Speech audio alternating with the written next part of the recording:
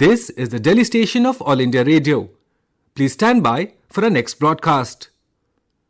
You will now listen to the recording of today's proceedings during the question hour in the Lok Sabha. ये आकाशवाणी है। अभी आप आज लोकसभा में प्रश्नकाल के दौरान हुए कार्यवाही की रिकॉर्डिंग सुनेंगे। प्रश्नकाल question number 141 Shrimati Jaskaur Meena. Question number 141 by Srimati Jaskaur Meena, Shri Chunnilal Sahu. Will the Minister of Health and Family Welfare be pleased to state A. The details of the targets fixed and achievements made so far under the Ayushman Bharat Yojana. B. Whether the government proposes to cover senior citizens and disabled persons under the Yojana. C. If so, the details thereof and the date by which such persons are likely to be covered under the Yojana. D. Whether the government has issued any guidelines to the state union territories regarding the treatment of vulnerable disabled persons under the Yojana, and if so, the details thereof. And E. The number of Ayushman cards issued to the vulnerable and disabled persons, along with the total number of beneficiaries in the country, state UT-wise, including Chhattisgarh. Dr. Mansukh L. Mandaviya, Minister of Health and Family Welfare. माननीय अध्यक्ष महोदय, आपने जो कहा आपकी सलाह का हम सचमुच पालन करेंगे, शॉर्ट में रिप्लाई करेंगे। जैसा माननीय सदस्य ने पूछा है कि हमारे आयुष्मान भारत योजना का कार्ड कम बन रहा है। माननीय अध्यक्ष महोदय, मैं आपके माध्यम से बताना चाहूँगा कि विश्व की सबसे बड़ी हेल्थ स्कीम के लिए देश में कार्ड बनाने के लिए गति से काम चल रहा है।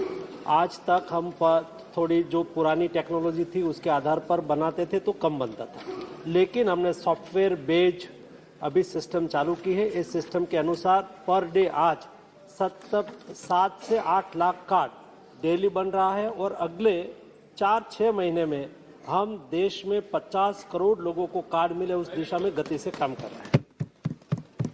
Honourable member supplementary. माननीय अध्यक्ष जी, एक छोटा सा प्रश्न है कि 2011 की जो सेंसस के आधार पर सूची बनी, क्या इस सूची को आगे बढ़ाई जाएगी? माननीय अध्यक्ष महोदय, 2011 में जो सूची बनी थी, ये सूची के मुताबिक ये योजना का इम्प्लीमेंटेशन करना था, लेकिन जब हमने योजना का इम्प्लीमेंटेशन करना चालू किया तो सूची के मुताबिक हम कार्ड बनाना था और व्यक्ति को आइडेंटिफाई करने के लिए निकले तो बहुत कम लोग मिले, 25% ही लोग मिले। तो हमने कहा कि इस दृष्टि से हम 10 करोड़ फैमिली को कभी कार्ड उपलब्ध नहीं करा पाएंगे, 50 करोड़ लोगों को हम हेल्थ सिक्योरिटी नहीं दे पाएंगे। तो माननीय प्रधानमंत्री जी के निर्देश के अनुसार हमने तय किया कि शायद ये व्यक्ति मिले ना मिले, लेकिन राज्य सरकार ये सूची के मुताबिक हमने तय किया है कि गुजरात में हमें 50 लाख लाभार्थी है, उसमें से हमें 10 लाख मिला है, 40 लाख नहीं मिला। तो राज्य सरकार जो सूची देगी वो सूची को हम मान के 50 लाख दे देंगे, 50 लाख कार्ड पूरा कर देंगे ताकि सब नीडी लोग हैं, गरीब लोग हैं, उसको आयुष्मान भारत का कार्ड उपलब्ध हो जाए और उसको हेल्थ सिक्योरिटी मिले। श्री चुन्नीलाल साहू। महोदय, आपके माध्यम से माननीय मंत्री जी को पूछना चाहूंगा कि परित्यक्ता या महिला मुखिया परिवार जिनमें वयस्क हो लेकिन उनकी आय नगण्य हो और दिव्यांग जिनके घर में आय नगण्य हो, क्या ऐसे परिवार को भी सुविधा देंगे? और छत्तीसगढ़ में अध्यक्ष महोदय निजी अस्पतालों में सुविधाएं पूरी लागत नहीं दी जा रही है, क्या उसके लिए आदेश करेंगे क्या? माननीय अध्यक्ष महोदय, जो लोग सचमुच गरीब है, नीडी है और यहाँ जो माननीय सदस्य ने सूचित किया, ऐसे सब लोग इस सूची में शामिल है। ये सब लोगों को 5 लाख तक की हेल्थ सिक्योरिटी मिलेगी और आपके यहाँ भी सभी स्टेट में हमने पैकेज तय करके रखा है। ये पैकेज के मुताबिक जो भी स्टेट गवर्नमेंट और भारत स्टेट गवर्नमेंट के हॉस्पिटल हो, प्राइवेट हॉस्पिटल हो, कोई भी हॉस्पिटल आयुष्मान भारत योजना में एनपैनलमेंट हो सकती है। जो हॉस्पिटल भारत सरकार के आयुष्मान भारत योजना में एनपैनल है उसको तुरंत ही जैसा हो अपना बिल सबमिट करे, भारत सरकार उसको बिल पे कर देती है। और इसलिए देश में आयुष्मान भारत योजना का इम्प्लीमेंटेशन सुदृढ़ अभी स्टेप बाय स्टेप हो रहा है। उसका नतीजा ये निकला है कि पिछले 1 साल में प्राइवेट 1500 से अधिक हॉस्पिटल जुड़ी है ताकि वहां लोगों को प्राइवेट हॉस्पिटल में जहां अपोलो जैसी बड़ी हॉस्पिटल, जहां एक अमीर व्यक्ति का इलाज होता हो, वहां मोदी जी की ये योजना की वजह से गरीब परिवार के कोई सदस्य का भी इलाज अपोलो में हो रहा है। ये देश के लिए एक बहुत बड़ी उपलब्धि है। श्री माननीय Farooq Abdullah ji. Thank you sir. मैं मंत्री जी से इतना ही पूछता हूं, कई अस्पताल हैं जो ये नहीं मानते हैं आपके कार्ड, आपके लिस्ट में हैं वो, मगर गरीब लोग जब जाते हैं वो लोग नहीं मानते। क्या आपने ऐसी इन्वेस्टिगेशन की है कि जहां पे ऐसा हो रहा है? माननीय अध्यक्ष महोदय, हमने आज तक 22,000 हॉस्पिटल को एनपैनल किया है। 22,000 हॉस्पिटल जो एनपैनलमेंट है, उसमें जो भी पेशेंट जाते हैं उसको वहां ट्रीटमेंट दी जाती है। माननीय सदस्य कोई हॉस्पिटल का इंडिविजुअल मुझे नाम बताएंगे तो मैं अवश्य ये हॉस्पिटल के साथ बातचीत करके उसको एनपैनलमेंट होने के लिए आग्रह भी करूंगा, ताकि गरीब लोगों को इलाज मिलने में सुविधा रहे। बीवी सत्यवती, डॉक्टर बीवी Satyavati. Thank you, Speaker, sir. I want to ask, through you, I want to ask the Honorable Minister of Health, because has the government given any thought to empaneling more private hospitals? Because at present it's only 11,700 only private hospitals are registered, as in your reply. Because the vulnerable section says at present the number of empaneled hospitals is extremely low compared to the number of people utilizing the scheme. And also, has the government given any thought to include outpatient expenditure also in the Yojana, as it creates a significant burden on the beneficiary? Thank you. माननीय अध्यक्ष महोदय, गरीब देश के कोई गरीब बिना इलाज से उसके यहाँ मृत्यु की नौबत नहीं आनी चाहिए। प्रधानमंत्री जी की सोच के आधार पर निकली हुई योजना है। माननीय अध्यक्ष महोदय, मैं आपके माध्यम से बताना चाहता हूँ कि आज से 8 साल पहले ओबामा ने वहाँ के 10 करोड़ लोगों को हेल्थ सिक्योरिटी देने के लिए ओबामा केयर योजना चलाई थी और दुनिया में पॉपुलर हुई थी। भारत सरकार की योजना मोदी जी के द्वारा जो चलाई गई है वो 10 करोड़ फैमिली यानी कि 50 करोड़ लोगों के लिए हो। देश के और दुनिया की सबसे बड़ी योजना है और देश के मरीज उसका लाभ ले रहे हैं। मुझे माननीय अध्यक्ष महोदय आपके माध्यम से सदन को बताते हुए खुशी हो रही कि आज देश में 4.5 करोड़ से अधिक लोग, गरीब परिवार के लोग, उसके यहाँ कोई बहुत बड़ी बीमारी आ गई हो, ऐसी स्थिति में उसको कोई शाहूकार के पास जाना नहीं पड़ रहा है। 4.5 करोड़ लोग सीधा आयुष्मान भारत योजना के एनपैनलमेंट वाली हॉस्पिटल में गए, वहाँ उसका इलाज कराया, एक भी रुपया के बिना खर्च से इलाज होके वो स्वस्थ होके घर पे आ गए। ये हमारे देश के नागरिकों की स्वास्थ्य सिक्योरिटी के लिए किया गया बहुत बड़ा प्रयास है और मैं अपेक्षा करता हूँ कि ऐसी कोई भी अच्छे हॉस्पिटल, प्राइवेट भी हॉस्पिटल आए, जुड़े। माननीय सम्मानीय सदस्यों को, हमारे सांसद महोदयों को भी मेरा रिक्वेस्ट है कि आप भी ऐसी आयुष्मान भारत योजना से जुड़ी हुई अस्पताल की मुलाकात करें और वहां कुछ कमियां आपको दिखाई दे तो अवश्य हमारे संज्ञान में लाए और जो प्राइवेट अस्पताल है वो भी एनपैनलमेंट करे, वो जुड़े और उसको भी प्रोत्साहित करें। उसको समय से हम पैसा दे रहे हैं, अच्छा पैकेज है, कोई घाटा वाला नहीं है। मैं बार बार हर महीने रिव्यू कर रहा हूं ताकि कोई पैकेज कम हो तो बड़ा हो, एक आवश्यकता के अनुसार हो जाए। जिस हर महीने जो हॉस्पिटल के द्वारा शिकायत हमारे पास आती है, इस शिकायत को देखते हुए हम रिफॉर्म कर रहे हैं ताकि हर गरीब परिवार को अच्छा इलाज मिले। Doctor Hina Gavit. Out of pocket expenditure की बारे में आउट ऑफ पॉकेट एक्सपेंडिचर घट रहा है। माननीय मंत्री जी के बाद बहुत घटा माननीय है, मंत्री जी तो आपके समय में था। माननीय मंत्री जी, मैंने इनको अलाउ नहीं किया, आप क्यों जवाब दे रहे हो? धन्यवाद स्पीकर महोदय, आपने मुझे पूरक प्रश्न पूछने की अनुमति दी।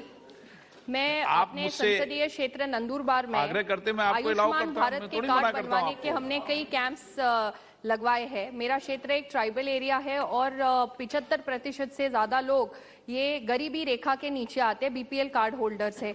अभी मंत्री जी ने अपने जवाब में बताया कि SCCC 2011 का जो डेटा है उसके ऊपर आयुष्मान भारत के बेनिफिशियरी लिस्ट बनाई गई है। इसमें कई सारे बीपीएल कार्ड होल्डर्स छूट गए हैं। मंत्री जी ने अपने जवाब में अभी बताया कि राज्यों को उन्होंने आगे जाके ये अधिकार दिया है कि जो लाभार्थी जोड़ना चाहे वो जोड़ सकते हैं। लेकिन मैं स्पेसिफिक मंत्री जी से ये पूछना चाहूंगी कि क्या केंद्र सरकार ऐसी कोई नीति निर्धारित कर रही है कि जितने बीपीएल कार्ड धारक है उन्हें आयुष्मान भारत योजना का लाभ मिल सके? Thank you.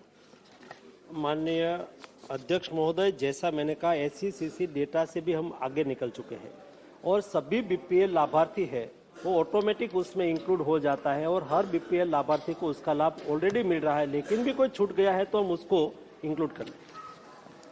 Question number 142 Shri Chandrashekhar Sahu. Question number 142 by Shri Chandrasekhar Sahu, Shri Girish Bhalchandra Bapat. Will the Minister of Women and Child Development be pleased to state A. Whether the government has implemented various schemes for the betterment of children, especially for girl child in the country? If so, the details thereof scheme-wise. B. The details of the criteria, rules and regulations framed for implementation of these schemes.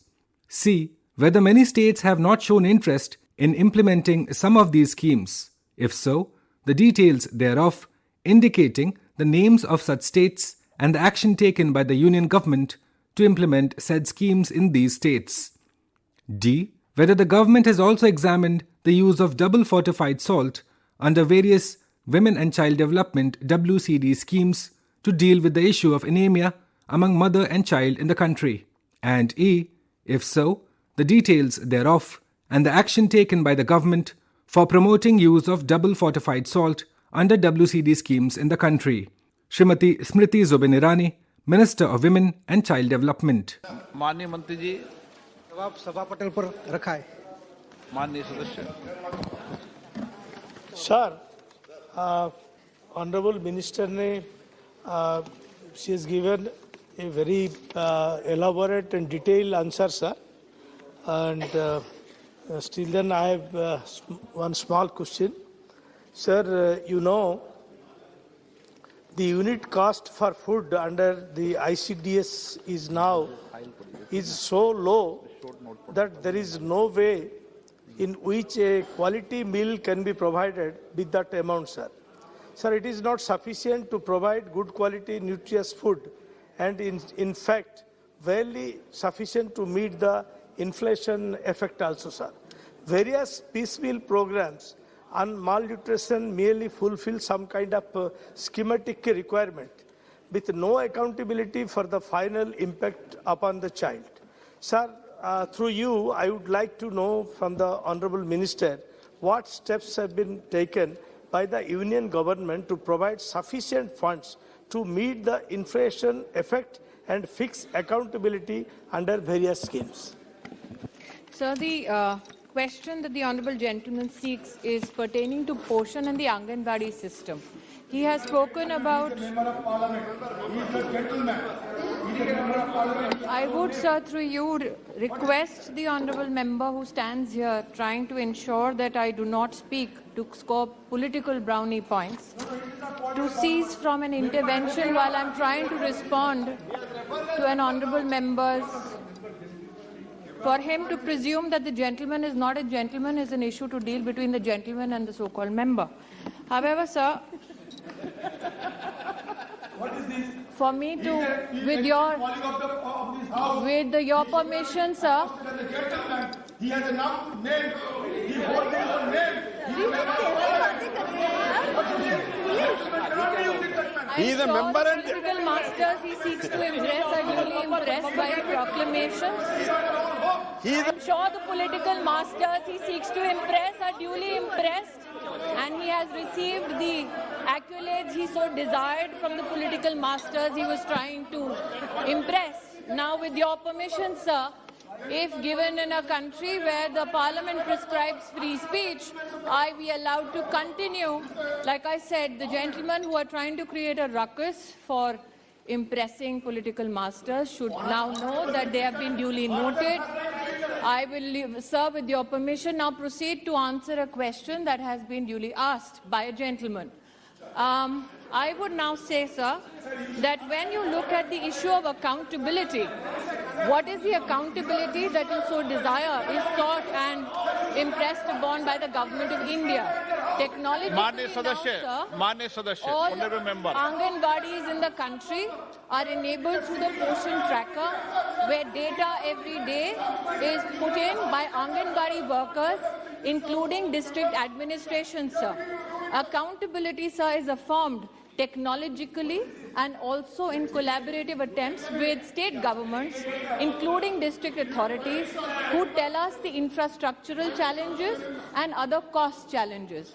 However, sir, given the input received from states, district administration, and understanding the trends that we see in the Poshan Tracker, adequate support is given to all states, including when states and especially districts want to indulge in innovative practices to meet the challenge of malnutrition.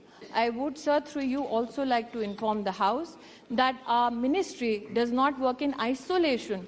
18 ministries collaborate to ensure that the Anganwadi system and especially the challenge of malnutrition is met through convergence of efforts. Honourable members, supplementary. Sir, the prevalence of anemia in majority of India's population, particularly among adolescent girls, women and children, is a major public health challenge and it should be tackled urgently. The use of double fortified salt has been proved by experts that use of double fortified salt has been one of the components to tackle to anemia problem among adolescent girls, women and children. Sir, respected madam, during her tenure in Education Ministry, has issued advisory to states for use of this type of salt in midday meal programs, sir. Sir, I have also requested to the Honourable Minister that Odisha Small Industries Corporation, a unit of my state government called ODI Foods, has been producing this type of salt and able to fulfill the demand received by them. I would like to know from the Honourable Minister, sir, regarding the government proposal for similar advisory to states for the use of double fortified salt in her ministry's program. Sir, while I am going through the reply, it is there, sir. Honourable Minister has given fortified salt ke baad bhi she has given fortified rice, everything, and more than the question. But I want to know as a specific this, sir. Sir, the Honourable Gentleman, since he calls me Madam respectfully, the gentleman calls me Madam respectfully, and I am grateful for the respect that he shows me. And now, since I'm being politically heckled, so that he can... Since I'm being heckled politically for courtesies being shown in the House, it is quite unnatural for a gentleman to stand up and heckle a lady. However, sir, now to concentrate, sir, on the mudda on hand and not get discouraged from the political heckling of a gentleman. Let me just say this. I'm grateful that it has been observed that what was desired from the answer is elaborately given. Insofar as a particular vendor goes, sir, I'm sure the House is aware, I cannot prescribe support to a particular vendor that would be going against CVC rules. So I'm sure that the fact that we have introduced relevant directions that support not only fortification but diet diversity would suffice, sir. Honourable Member Shri Girish Bhal Chand Bapat.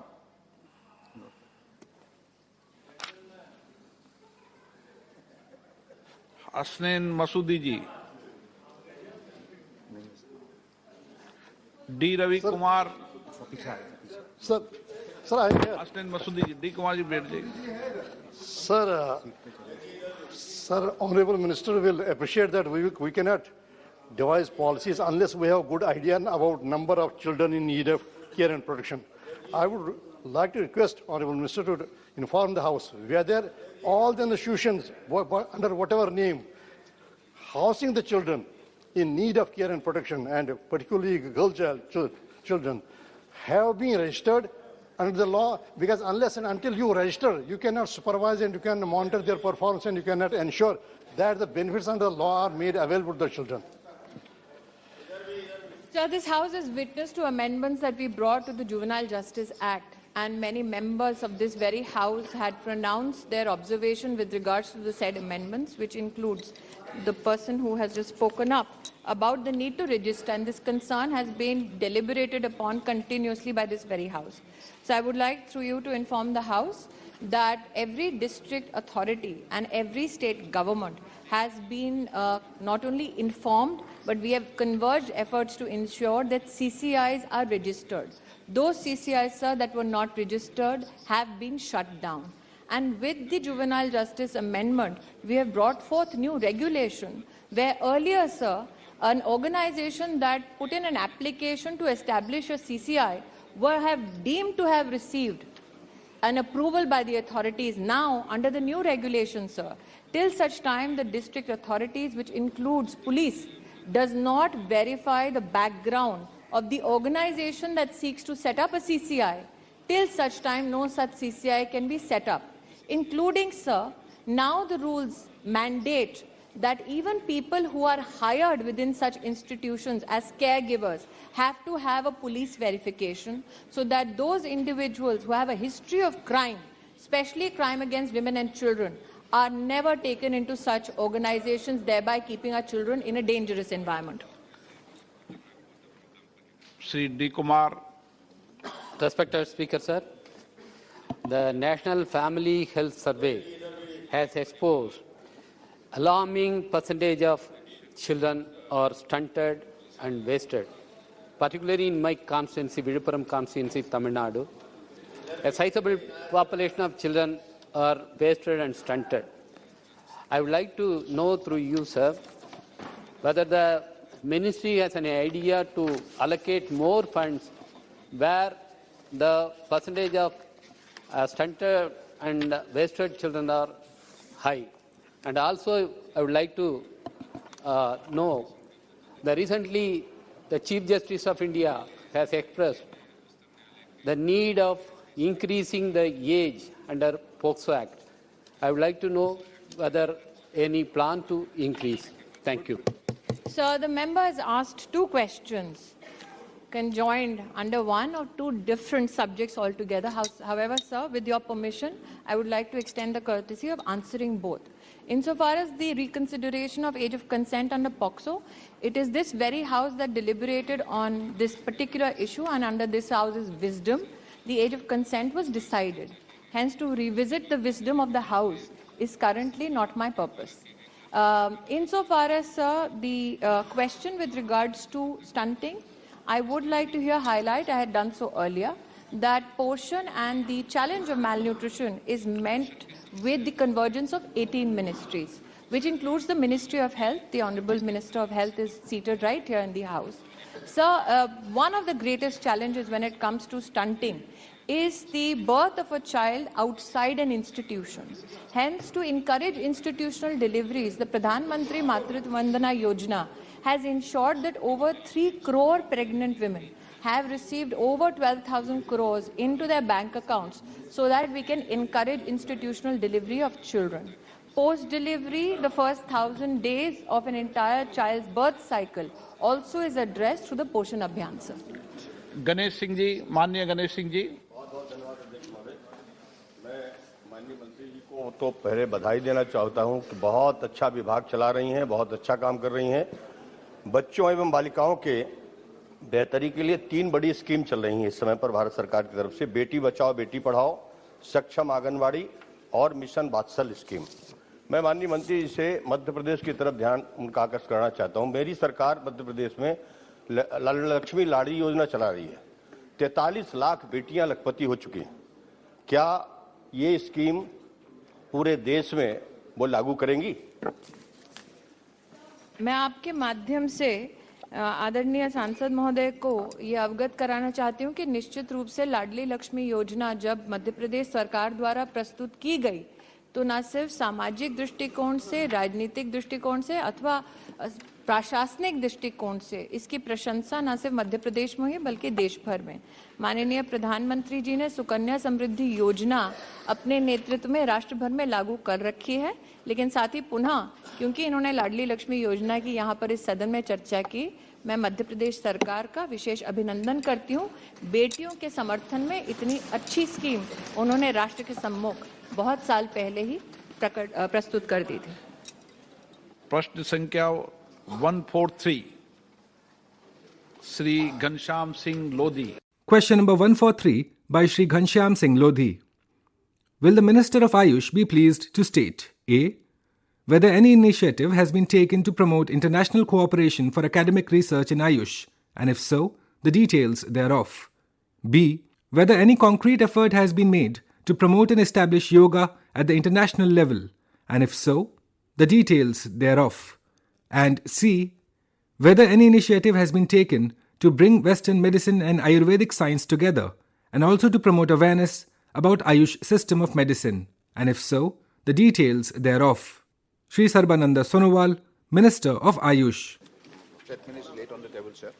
माननीय सदस्य, माननीय अध्यक्ष जी, मैं आपके माध्यम से अंतर्राष्ट्रीय स्तर पर आयुष डॉक्टर या उन्हें पढ़ाने के लिए प्रोफेसर कैसे उपलब्ध कराएंगे, इसके लिए क्या रूपरेखा है? माननीय अध्यक्ष जी, सारे सदन की संज्ञान में मैं एक विषय लाना चाहता हूं, क्योंकि आयुष आज दुनिया की चर्चा की एक केंद्र बिंदु बन चुकी है और माननीय प्रधानमंत्री जी की मार्गदर्शन से और उनकी द्वारा जो ध्यान, जो आग्रह, जो उन्होंने महत्व दी है, इसके वजह से आयुष ने दुनिया में एक अलग सा पहचान बनाने में सफलता प्राप्त की है। ये 5000 साल पुरानी प्राचीन चिकित्सा पद्धति है, हिंदुस्तान का असली पहचान है। ज्ञान, बुद्धिमत्ता सभी हमारी सभ्यता और संस्कृति का, परंपराओं का मूल्य है। तो मुझे लगता है कि आज आयुष की द्वारा मानव समाज को अलग अलग रोगों से राहत देने का काम किया है। और जैसे माननीय संसद जी ने जो सवाल की है, इंटरनेशनल लेवल पर उसको प्रमोट करने के लिए हमारी मंत्रालय क्या कर रहा है, तो मैं यही जानकारी देना चाहता हूं। अब तक हम लोगों ने 26 देशों का साथ कंट्री टू कंट्री MOU की है और 40 नंबर्स ऑफ इंस्टीट्यूशन का साथ भी MOU की है कोलैबोरेटिव रिसर्च के लिए, और 15 विदेशी अलग अलग विश्वविद्यालय में, इंस्टीट्यूशन में हम लोगों ने शहर स्थापना की है। और विदेश की विद्यार्थी हर साल 160 विद्यार्थी हिंदुस्तान की अलग अलग हमारे जो भी इंस्टीट्यूट है वहां पढ़ाई के लिए, उनके लिए हम स्कॉलरशिप व्यवस्था करते हैं। तो मुझे लगता है कुल मिला के आज कुछ दिन पहले जैसे गोवा में 9th edition of world Ayurveda congress 7 दिन का कार्यक्रम हुई। आप लोगों ने देखा है कि इस कार्यक्रम में कुल मिला के 40। तो मैं माननीय अध्यक्ष जी का यही निर्देश है। तो मैं इतना ही कहना चाहता हूं कि ये जो 7 दिन का कार्यक्रम ये बहुत सफल रहे। All together 400 delegates from 43 nations they took part in this 4-day session, and from there on the day of validity session Honorable Prime Minister has dedicated 3 numbers of world-class institute in the 3 systems: Unani, homeopathy and Ayurveda. This is what the ministry is functioning under the guidance of Honorable Prime Minister. Thank you. Ghanshyam Lodhi ji, माननीय सदस्य supplementary. चलिए, मैं माननीय मंत्री जी के जवाब से संतुष्ट हूँ।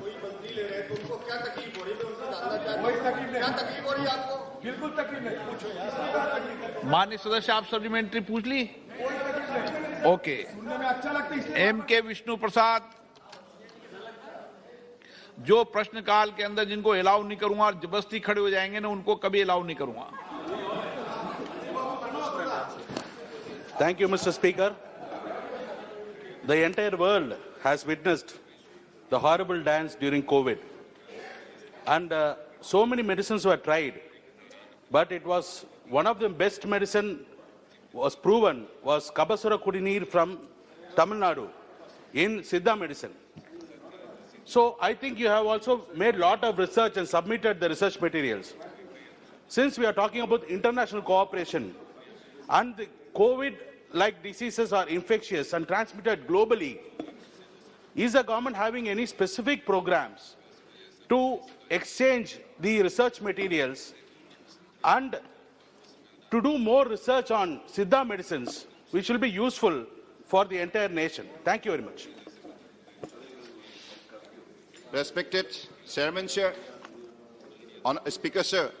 So, regarding the integrative system of medicine, under the direction of Honorable Prime Minister, both the Ministry of Health and Family Welfare, Ministry of Ayush, now we are joining hands and working together to make the availability of both the system of treatment as well as medicine, right from AIMS to the state level, district level, CSC, primary, up to the sub-center level, and also the health and wellness center. So this is how we are working, so that like both the ministry have the common goal, that is to prevention of disease and preservation of human health and promotion of human health. As we have the common goal, that is why we will have to work together, and that is what Honorable Prime Minister has directed to both the minister, and we are working on this line. And for your information, Siddha system of medicine, Kabasura Kudinar, of course, I agree with you. It's played a big role, particularly in the prevention of human health during the COVID-19 pandemic. It was a very, very useful product, and for the promotion of Siddha also, this ministry is working. Shri Honorable Member E.T. Mohammad Bashir. Sir, thank you very much. Sir, Kerala is known as the paradise of Ayurveda. The slogan of this era itself is return to nature. In such a situation, Ayurveda will have to play a pivotal role as far as health sector in this country is concerned. Sir, around 4 million people are coming to India every year for Ayurvedic treatment. Their first choice is Kerala only, sir. Sir, what I am asking is, in spite of all these favorable points for Kerala, our humble submission, our reasonable demand for Ayurveda University at Kerala is still neglected, sir. Because we had enough discussion, an officer was appointed, but nothing has been moved. What I am saying is, my humble submission is, considering the Kerala's importance, we are talking about the infrastructure, international level. That also Honorable Member, please. That also Honorable Minister. Honorable Minister may kindly state whether he will show a kind of strategy in this please, case. Member. Respected Speaker, Sir, Honorable Member Parliament, as a senior member of this House, I pay my respect to you, and your definitely concern is very relevant. But up till now, there is no proposal on the part of the State Government of Kerala. So I believe this is the position at this moment, and I appreciate whatever available treatment system we have, particularly in the traditional system of medicine in Kerala. It is always praiseworthy, and the people not from the country, also abroad, they are taking a lot of treatment, and in the recent past, you all know how the former Kenyan Prime Minister daughter got her eyesight back after going through the treatment in the Kerala institution. It is a unique contribution, no doubt about it. Thank you. Honorable Member Shri Sudhir Bandyopadhyay ji. Honorable Member. Sir, I had the opportunity to be in this ministry for some time. So Ayush, I know Ayurveda, Yoga, Unani and Siddha. So in different states, it has different type of influence. As a homeopathy is best in West Bengal throughout the country. Siddha is accepted to Karnataka and few other states also. Ayurveda is there, Kerala was telling Ayurveda is also favored. Sir, in West Bengal, we have a Unani college with a hospital. Minister, in Kolkata city, we have a very well-established Unani college and hospital. But that is suffering with a huge financial crunch. whether Government of India can look into the issue, can take up the issue with the state government and provide them some financial assistance by which this very beautiful accepted institution can survive. Respected Speaker, sir, there is a provision that if state government send a proposal to the Ministry of Ayush through state annual action plan, under that circumstances, this ministry can look into the matter. Thank you. कागज दे रहा हूँ.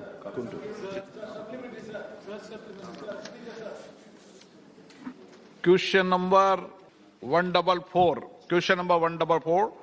Dr. Venkatesh Netha Boral Kunta. Question number 144 by Shri Venkatesh Netha Borlakunta. Shri MVV Satyanarayana. Will the Minister of Chemicals and Fertilizers be pleased to state A. Whether the government has received any proposals for setting up of bulk drug parks across the country. B.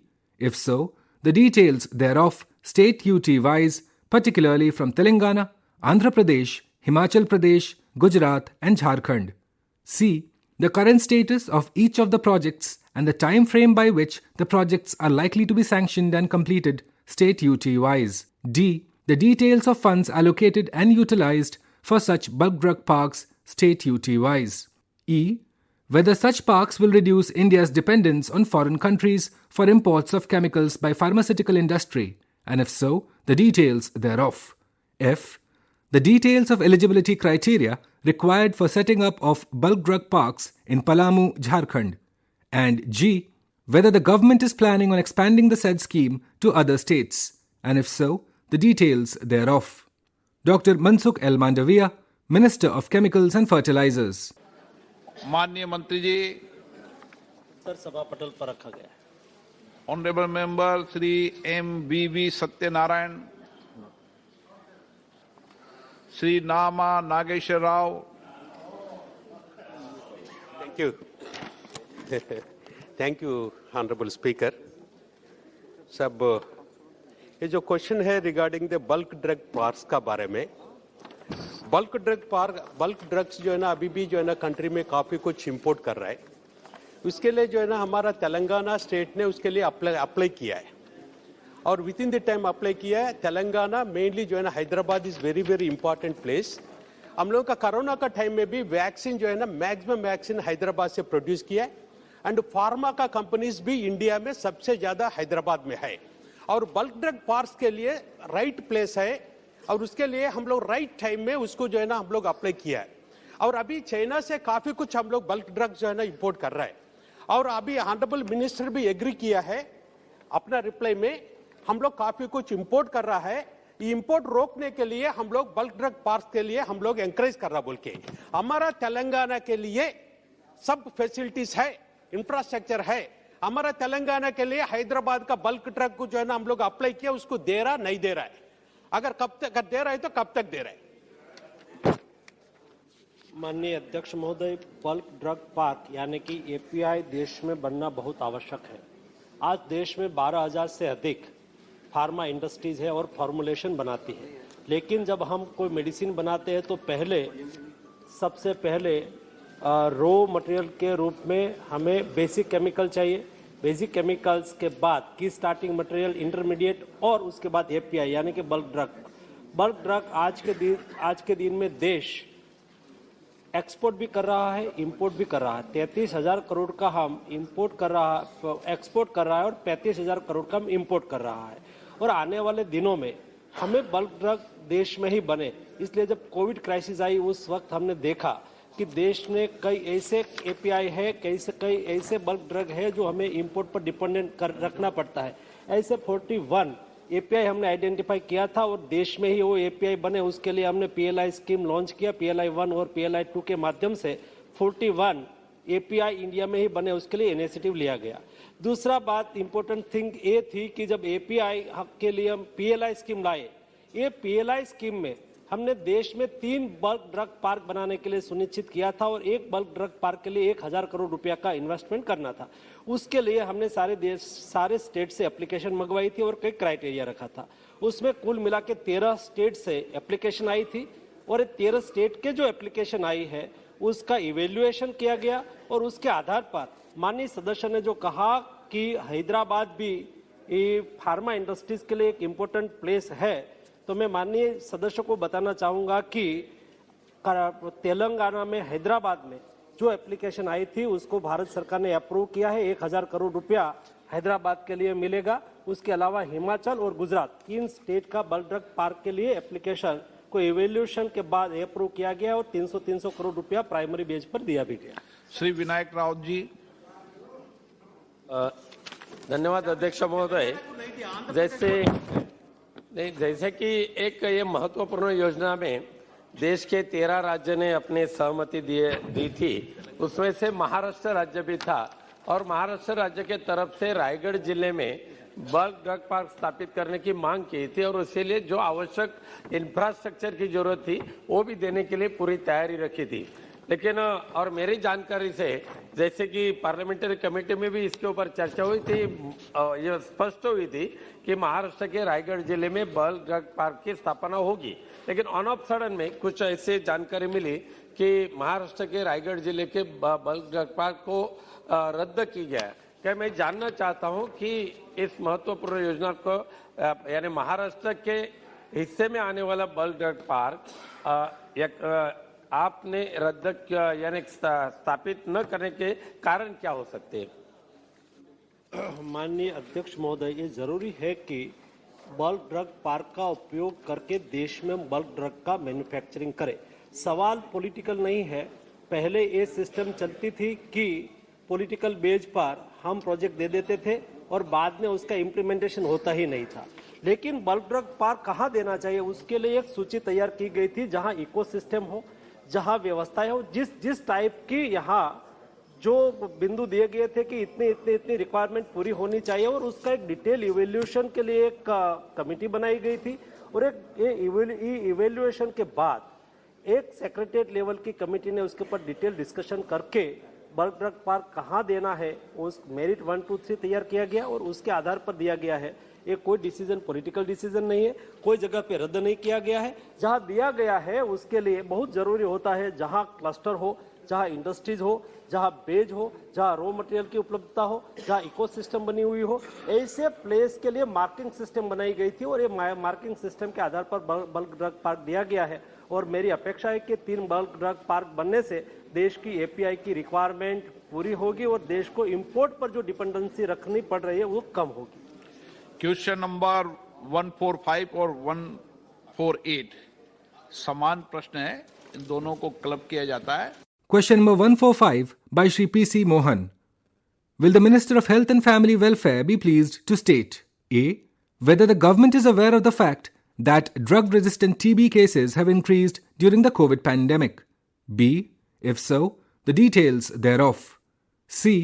Whether the government has taken any steps, proposes to take any steps to deal with increasing cases of drug-resistant TB in the country. And D. If so, the details thereof. Dr. Bharti Praveen Pawar, Minister of State for Health and Family Welfare. माननीय उत्तर सभा पटल पर रख दिया। माननीय सदस्य। Sir, the elaborate answer has been given by the ministry, sir. The availability of molecular diagnostic has been scaled up to 4,716 machines covering all districts in the country, sir. I would like to know how many such machines are there in Karnataka, whether all the machines are operational and giving service to the affected people. And second supplement is that what are the steps taken by the government to eliminate TB in children? Honorable Speaker, sir, सदस्य ने जो molecular diagnostic को लेके सवाल पूछा है, तो मैं आपके माध्यम से ये अवगत कराना चाहती हूँ कि आज हमने मॉलिक्यूलर डायग्नोस्टिक को बढ़ावा देके 4,760 मशीन्स अवेलेबल किए हैं हर एक डिस्ट्रिक्ट में, इंक्लूडिंग कर्नाटका। सर मैं ये कहना चाहूँगी कि ये सरकार की नीति है कि जल्दी डायग्नोस्टिक बने, डिटेक्ट हो, ताकि उसका ट्रीटमेंट बने। सर जो क्वेश्चन मूल प्रश्न है वो है रेजिस्टेंस को लेके एमडीआर। सर तो सरकार का कहना ही यही है कि बिफोर वो रेजिस्टेंस पकड़ा जाए, इसीलिए सर ये मॉलिक्यूलर डायग्नोस्टिक का काम हर एक जिले तक पहुंचा है। दूसरा सर सदस्य ने चिंता जताई है कि टीबी के पेशेंट्स इन पीडियाट्रिक्स बच्चों के लेके। सर हमारी नोटिफिकेशन में जो टीबी एलिमिनेशन प्रोग्राम के तहत जो नोटिफाइड केसेस करते हैं, तो वो केसेस अभी हमारे डायग्नोस हुए हैं लगभग 20.98 लाख्स जो कि डिटेक्ट हुए हैं और नोटिफाई हुए हैं, इंक्लूडिंग सर पीडियाट्रिक्स। तो सर जैसे ही जहाँ पे भी वो डिटेक्ट होते हैं उसके लिए अलग अलग व्यवस्था बनी है और नेशनल टीबी एलिमिनेशन प्रोग्राम के तहत the screening and treatment we are providing through HWC also. Sir Karnataka में आपने जो पूछा है कि कितने मशीन्स है, सर तो वो अभी मशीन्स है सर लगभग 200 के करीब वो मशीन्स लगे। धन्यवाद sir. Question number 148। Question number 148 by Shri Rahul Ramesh Shivale, Dr. Preetam Gopinath Rao Munde. Will the Minister of Health and Family Welfare be pleased to state A. Whether the government has launched the Pradhan Mantri TB Mukt Bharat Abhiyan for eradicating TB by the year 2030 under the Sustainable Development Goal SDG of the United Nations, and if so, the details thereof. B. Whether the government has conducted proposals to conduct any survey to identify the states in which TB crisis still exists. If so, the details and the outcome thereof. C. Whether the government is aware of the fact that Mumbai is under the grip of a devastating TB crisis, and if so, the details thereof, and whether such crisis poses serious challenges to the said Abhiyan towards making India TB-free by 2025, and if so, the response of the government thereon. D. Whether the rising cases of TB across various cities, states, regions are not a state or national issue, but a global one, and if so, the response of the government thereon. And E. Whether most of the people affected by TB come from poor section of the society, and if so, the details thereof, along with the action plan drawn by the government to achieve the target fixed under UNSDG. Dr. Bharti Praveen Pawar, Minister of Health and Family Welfare. धन्यवाद अध्यक्ष महोदय। भारत में राष्ट्रीय TB प्रसार सर्वेक्षण के अनुसार वर्ष 2019 और 2021 के बीच रोग सूचक आबादी के एक विशाल समूह 64% ने स्वास्थ्य सेवाओं का लाभ नहीं लिया है। गुमशुदा मामलों को खोजने के लिए गहन जमीनी अभियान चलाने की आवश्यकता है।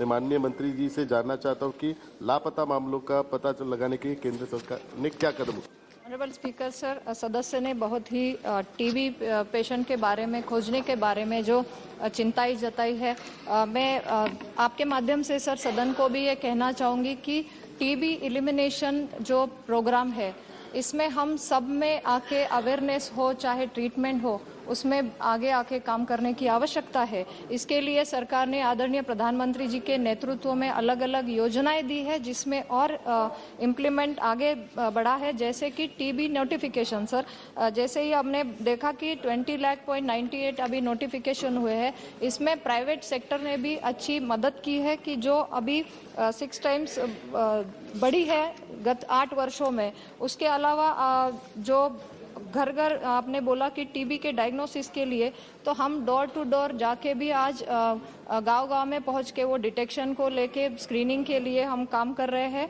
उसके अलावा सर नेशनल टीबी प्रिवेलेंस सर्वे में ये प्रिवेलेंस सर्वे भी आज लगभग हमारी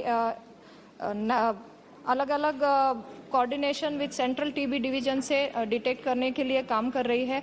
निक्षय पोषण योजना के तहत हम लोग जो डीबीटी के माध्यम से पेशेंट को मदद करते हैं, उससे भी कुछ ट्रैक होते हैं, फैमिली को ट्रैक करते हैं। जब पेशेंट डिटेक्ट होता है तो एक्टिव केस फाइंडिंग्स का आपने सवाल उठाया, तो वो भी हाउस टू हाउस करने के लिए इनिशिएटिव लिए गए हैं। इंफ्रास्ट्रक्चर स्केलिंग हो या फिर सब नेशनल डिस्ट्रिक्ट फ्री सर्टिफिकेशन के लिए हम लोग अवार्ड भी देते हैं ताकि उससे ज़्यादा काम हो और वो अवार्ड से वो काम और आगे बढ़े।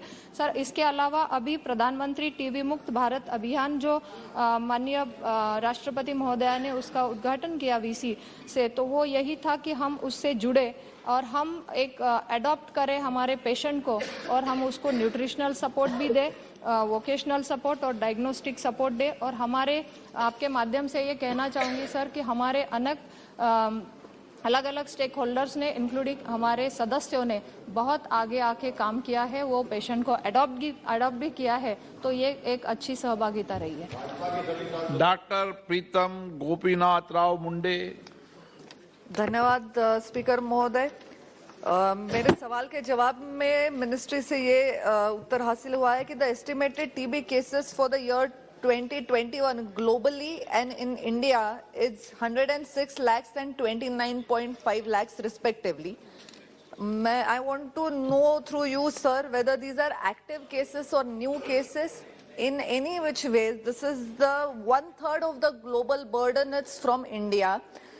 तो कोरोना के पैंडेमिक टाइम पे हम लोग देख चुके हैं कि क्या वॉर फूटिंग पे हमने वैक्सीन बनाए जिसको पूरी दुनिया ने एक्सेप्ट करा है।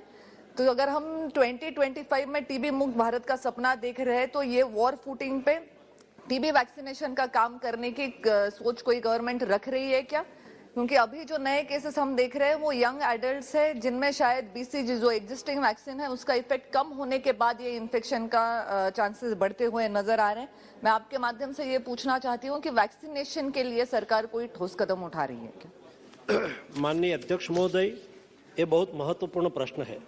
हमने देश में ग्लोबल गोल तो ऐसा है कि 2030 में देश को दुनिया में से टीबी मुक्त हो, लेकिन हमने 2025 दिसंबर तक देश को टीबी मुक्त करने के लिए प्रधानमंत्री जी ने देश को आह्वान किया है। माननीय अध्यक्ष महोदय, मैं आपके माध्यम से सदन को बताना चाहूँगा कि हिंदुस्तान का कल्चर, हमारी जीवन पद्धति अलग है। हमारे यहाँ स्वास्थ्य सेवा और स्वास्थ्य ये कोई कॉमर्स नहीं है, हमारे यहाँ ये सेवा है और देश की जनता स्वास्थ्य क्षेत्र में सहभागिता करती है। ये ताकत को देखते हुए 2025 अंत तक देश में ट्यूबरक्लोसिस एलिमिनेशन के लिए हमने माननीय राष्ट्रपति महोदया की उपस्थिति में कार्यक्रम निश्चित किया और हमने कहा कि देश में आज तक जो 12 लाख टीबी पेशेंट आइडेंटिफाई हुआ था, ये 12 लाख टीबी पेशेंट को क्या हमारे देश के नागरिक, सरकार की ओर से उसको फ्री मेडिसिन दी जाती है, सरकार की ओर से उसको निश्चित पोषण योजना के अनुसार उसको आर्थिक मदद दी जाती है, लेकिन उसको न्यूट्रिएंट फूड मिले, उसकी कोई देखभाल रखे, उसको कोई प्रोत्साहन करे, उसके लिए हमने निक्षय मित्र 2.0 पोर्टल लॉन्च किया और देश को आह्वान किया कि आइए कॉर्पोरेट सेक्टर, आइए जन प्रतिनिधि, आइए पॉलिटिकल पार्टी, आइए इंडिविजुअल लोग, आइए एनजीओ और हर टीबी पेशेंट को अपने गोद ले लो। सभी की सूची व्यक्तिगत नाम ने दिया, लेकिन कौन से ब्लॉक में, कौन से हमारे प्राइमरी हेल्थ सेंटर के अंडर में कितने पेशेंट हैं। माननीय अध्यक्ष महोदय, मुझे बताते हुए खुशी हो रही है कि केवल 14 दिन में 44,000 लोग आगे आए और 12 लाख टीबी पेशेंट को गोद ले लिया। हर दिन मैं देखता हूं, हर दिन रेगुलर कोई न कोई हमारे गवर्नर साहब, कोई न कोई हमारे विधायक जी, कोई न कोई हमारे सांसद, कोई न कोई एनजीओ, वो हमारे टीबी पेशेंट के घर पे जाते हैं, उसको किट बांटते हैं, उसके साथ बातचीत करते हैं, उसको पूछते हैं कि क्या आपने मेडिसिन लिया, आप रेगुलर मेडिसिन लेते हैं, और नहीं लेते हैं तो उसको प्रोत्साहित करके लिलवा रहे। तो देश की जो कुल ताकत थी, ये ताकत को उपयोग करते हुए हेल्थ के साथ देश की जनता का जो जुड़ाव है और मदद करने की हमारी जो भावना है, इस शक्ति को बाहर लाने के लिए हमने प्रयास किया, उसमें सरकार को सफलता मिली है और उसके आधार पे मैं इतना कह पाऊंगा कि 2025 अंत में भारत टीबी मुक्त हो जाएंगे। अभियान सही दृष्टि से चल रहा है। सभी सम्मानीय सदस्यों को मेरा आग्रह है कि अपने अपने क्षेत्र में अपने टीबी अधिकारी के साथ बातचीत करके आपके यहाँ जो टीबी पेशेंट है उसको गोद लेना या तो लिलवाने के लिए व्यवस्था करेंगे तो मुझे लगता है कि देश में हर साल 1.5 लाख लोगों का मृत्यु ट्यूबरक्लोसिस की वजह से होता है, वो बच जाएंगे और देश को उससे बहुत बड़ा फायदा होगा, उसके परिवार को फायदा होगा और देश टीबी मुक्त होगा। अधीर रंजन चौधरी जी। मंत्री जी बड़ा अच्छा जवाब दे रहे थे कि सारे मंत्री और बड़े बड़े लोग सब जाते हैं टीबी पेशेंट को देखने के लिए, उनको सेवा करने के लिए।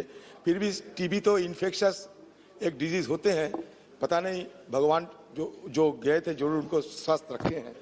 मैं जिस विषय पे चर्चा बोलना चाहते हैं सर, मेरा सवाल यह है सर, सवाल इस विषय को है कि ड्रग रेजिस्टेंट टीबी, एक minute, drug resistant TB, okay, अच्छा, ड्रग रेजिस्टेंट टीबी के लिए जो नए दवा मिले हैं उसका नाम होते हैं कि डेलामानिड एंड बेटाक्विलिन, लेकिन खबर मिल रहा है कि इसका काफी किल्लतें बढ़ते जा रहे हैं।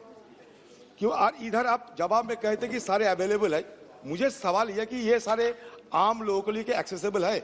मंत्री जी, आप बड़े बड़े डॉक्टर, सर आप बड़े बड़े डॉक्टर हैं, आपको आप अभी अभी पोषण के बारे में बोलते थे, तो हिंदुस्तान में 101 सूची में भूखमरी में आ गए हम लोग। सारे दुनिया में सबसे ज्यादा मैल न्यूट्रिशन हमारे देश में है, और ये टीबी रेजिस्टेंट ड्रग की किल्लत है। तो मैं ये सवाल मेरा ये पॉइंटेड सवाल कि सर, पॉइंटेड सवाल ये है कि ये जो मेडिसिन की बात हो रही है, डालामेनाइड एंड बेटाक्विलिन, ये पेटेंट में है या ये national list of essential medicine पे है? ये आपको मैं सीधा पूछना चाहते हैं कि पेटेंटेड है, ये नेशनल लिस्ट पे है? सर, आदरणीय सदस्य ने जो चिंता जताई है कि मल्टी ड्रग टीबी पे, मल्टी ड्रग रेजिस्टेंस टीबी के सरकार के क्या प्रयास चल रहे हैं, तो मैं ये सदन को आपके माध्यम से अवगत कराना चाहती हूँ कि मल्टी ड्रग रेजिस्टेंस टीबी के केसेस बढ़ रहे हैं। तो इसीलिए सरकार ने ये सुविधा दी कि ये ट्रीटमेंट पहले होता था, उसके बाद डिटेक्ट होते थे, उसके बाद उसमें फिर सेकेंड लाइन ड्रग ट्रीटमेंट पे आते थे। आज सर सरकार ने ये सुविधा दी है कि टेक्नोलॉजी से जुड़ के हम पहले ही वो डायग्नोस्टिक में ही बिफोर ट्रीटमेंट ही ड्रग रेजिस्टेंस पकड़े। दूसरा सर, आपने जो कहा है कि ये जो सेकेंड लाइन का आपने बेडाक्विलिन और डेलामेंट के बारे में, सर ये अवेलेबल है सारे सरकारी अस्पताल में, ये क्योंकि ये कॉस्टली है जैसे आपने कहा, तो ये अवेलेबल है टू ऑल गवर्नमेंट हॉस्पिटल्स। और हमारी सरकार की यही नीति है कि सर ये प्राइवेट में नहीं मिलेगा, क्योंकि सर गवर्नमेंट इसको ढूंढने के लिए प्रयास कर रही है। पेशेंट गवर्नमेंट की हॉस्पिटल में आए, इसको पेशेंट को, सर एक तरफ आप ही कहोगे कि ये कॉस्टलियर है कि पेशेंट को बाहर लेना है सर, तो ये हमें आइसोनियाजाइड जो अपने जो सेकेंड लाइन मेरे पास लाइन लिस्ट है सर, वो सरकार ने हमने अवेलेबल कर दी है। हमारा उद्देश्य ये है कि पेशेंट को वो मिले सर, पेशेंट को मिलना हमारी प्राथमिकता है सर। सर ये अवेलेबल है सर, भारत सरकार ने ये कॉस्टलियर ड्रग अवेलेबल कर दी है सर, पेशेंट को उपलब्धि करवाना ही हमारा प्रयास है सर फ्री में दे रहे हैं सर। एक मिनट माननीय अध्यक्ष, आप कोई भी माननीय सदस्य और मंत्री जी कभी आपस में बात नहीं करें, माननीय आसन से ही के माध्यम से ही बात पहुंचाएं। माननीय अध्यक्ष महोदय, मैं आपके आपने जवाब दे दिया, अवेलेबल है, खत्म हुई बात। सर ये सर फ्री में अवेलेबल, सर ये फ्री में, सर ये फ्री में, सर गवर्नमेंट इसको फ्री में दे रही है, फिर भी माननीय सदस्य प्राइवेट में उसे क्यों लेना चाहते थे? मुझे तो अभी पता नहीं चला कि जब फ्री में दे रही है सरकार और प्राइवेट में क्यों लेना है सर, फ्री में सरकार दे रही है। क्वेश्चन नंबर 146, पोचा ब्रह्मानंद Reddy. Question number 146 by Shri Pocha Brahmananda Reddy. Will the Minister of Ayush be pleased to state A. The details of Ayurvedic research centers present in the country, state UT-wise, including Andhra Pradesh. B. Whether there is any plan to set up new Ayurvedic research center in Andhra Pradesh. C. If so, the details thereof, and if not, the reasons therefore. And D. The funds allocated for research and development to the said centers during the last 3 years. Dr. M. Mahindra Bhai, Minister of State for Ayush. उत्तर सभा पटल पर रखा है sir. whether the Ayurvedic system of medicine has got any international recognition and whether the medicinal use in the system has got any international standard.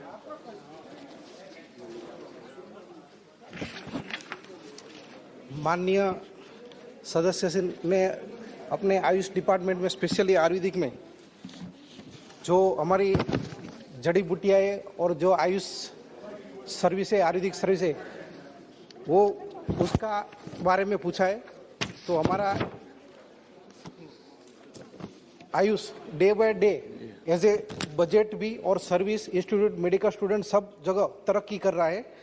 तो उसका part में हमारा international collaboration भी काफ़ी इंस्टीट्यूट में उसमें स्पेशली जो अमेरिकन हर्ब एसोसिएशन है उसके साथ हमारा MOU और उसे अच्छी से अच्छी क्वालिटी की मेडिसिन हम प्रोड्यूस कर पाए, इसलिए ये हुआ है। Honourable member Sir, many complaints have been received about the fake practitioners and medicines used. Does the government intend to take strict legal action against the fake practitioners who are not qualified in the treat patients. माननीय सदस्य ने fake या तो quake doctors के बारे में पूछा है। तो क्वेक डॉक्टर अगर कोई मरीज की ट्रीटमेंट करेगा तो मरीज का बीमारी तो नहीं बढ़ेगी, लेकिन बीमारी बढ़ेगी या तो और भी पोजीशन खराब हो जाएगी, तो शायद उसको मोर्टालिटी भी हो सके। इसलिए हमने NCISM एक्ट के अंडर प्रावधान स्ट्रिक्ट रखे हैं कि कोई भी फेक डॉक्टर ये पूरा इंडिया में ना रहे और फेक प्रैक्टिस भी ना कर सके, इसलिए NCISM ने सब अपने प्रोविजन रखा है। Question number 147 Shri Sunil Kumar Singh. Question number 147 by Shri Sunil Kumar Singh, Shri Sudhakar Tukaram Shrangare. Will the Minister of Law and Justice be pleased to state A. The number of operational e-courts in the state of Jharkhand district-wise. B. Whether the government has developed artificial intelligence AI tools like Supreme Court Vidhik Anuvad software Suvas and Supreme Court portal for assistance in court efficiency SUPACE and proposes to deploy it in the judicial system, and if so, the details thereof. C. Whether the government has proposes to collaborate with certain private entities for developing more AI tools for the Indian judicial system. If so, the details thereof. D. Whether the government is planning to use AI and blockchain technology in implementation of e-courts Phase 3, and if so, the details thereof. And E. Whether the Artificial Intelligence Committee set up by the Supreme Court is exploring domains other than translation of judicial documents, legal research assistance, and process automation for identifying application of AI technology, and if so, the details thereof. Professor S.P. Singh Baghel, Minister of State for Law and Justice. माननीय मंत्री जी उत्तर सदन के पटल पर रखिए। माननीय अध्यक्ष जी, मैं माननीय प्रधानमंत्री जी और कानून मंत्री जी को धन्यवाद देना चाहूँगा, क्योंकि झारखंड में 515 ई न्यायालय चालू किए गए हैं, जिसमें से 65 मेरे लोकसभा क्षेत्र के चतरा, लातेहार और पलामू जिले में है। कोविड-19 महामारी के दौरान ई फाइलिंग और वर्चुअल हियरिंग के माध्यम से कार्यों में वृद्धि हुई है, फिर भी देश के न्यायालयों में लगभग 4.5 करोड़ से अधिक मामले लंबित हैं।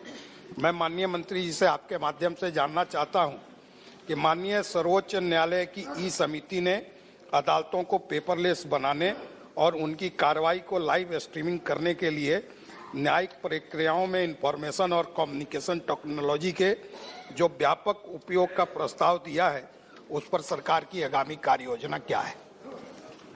माननीय स्पीकर सर, माननीय सदस्य ने जो प्रधानमंत्री के डिजिटल इंडिया का नारा है, उससे अदालत भी अछूती नहीं रहेंगी।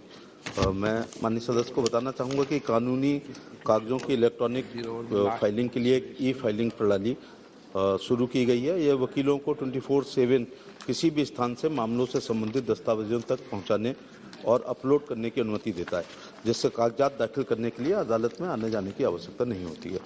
उन्नत संस्करण 2.0 भी तैयार किया गया है, जो अधिक उपयोगकर्ता के अनुकूल है और इसमें advocates portfolio, advocates clerk, entry module calendar और सोशल मीडिया प्लेटफॉर्म के साथ एकीकरण आदि जैसी उन्नत विशेषताएं।